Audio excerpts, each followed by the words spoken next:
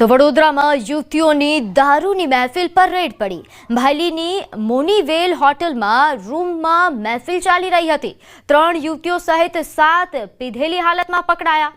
યુવતીની દારૂ મહેફિલ પર પોલીસે દરોડા પાડ્યા અને 4 દારૂની બોટલો, 6 મોબાઈલ સહિત કુલ 1.67 લાખથી વધુની મત્તા કબજે કરવામાં આવી।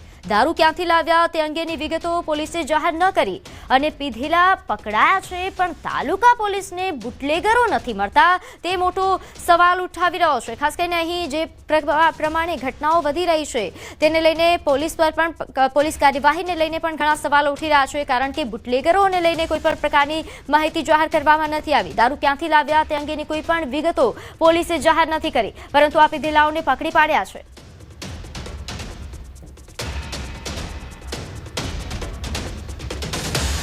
તો તાજેતરમાં અમદાવાદના એક ફાર્મમાં રેવ પાર્ટી પકડાઈ હતી, જેમાં પોલીસે કેટલાક વિદેશી વિદ્યાર્થીઓની ધરપકડ કરી હતી। આ વિદ્યાર્થીઓમાં કેટલાક ગુજરાત યુનિવર્સિટીના વિદ્યાર્થીઓ હોવાનું બહાર આવતા યુનિવર્સિટીએ આ મામલાની ગંભીરતાથી નોંધ લીધી અને વિદ્યાર્થીઓની રેવ પાર્ટી અંગે ICCR થકી વિદેશ મંત્રાલયને જાણ કરવામાં આવી છે, કારણ કે ICCR થકી જ વિદેશી વિદ્યાર્થીઓ જે તે યુનિવર્સિટીમાં અભ્યાસ માટે આવે છે। જે તે દેશના વિદ્યાર્થીઓની કરતૂત અંગે તેમના દેશની એમ્બેસીને પણ જાણ કરવામાં આવશે। આ ઉપરાંત યુનિવર્સિટી દ્વારા દિવાળી પૂર્વે જ તમામ વિદ્યાર્થીઓને સૂચના આપવામાં આવી હતી, છતાં પણ આ ઘટના સામે આવતા ફરી તમામ વિદ્યાર્થીઓનું ઓરિએન્ટેશન કરવામાં આવશે।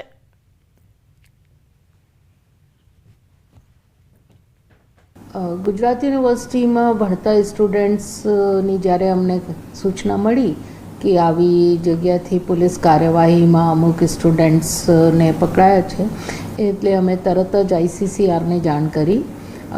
ICCR માધ્યમથી જ આ સ્ટુડન્ટ્સ ગુજરાત યુનિવર્સિટીમાં ભણવા આવ્યા છે અને ICCRએ જે કંઈ પગલાં લેવાના છે કે આગળ એમ્બેસીઝને જાણ કરવાની છે, એ પ્રક્રિયા ICCR દ્વારા થઈ રહી છે।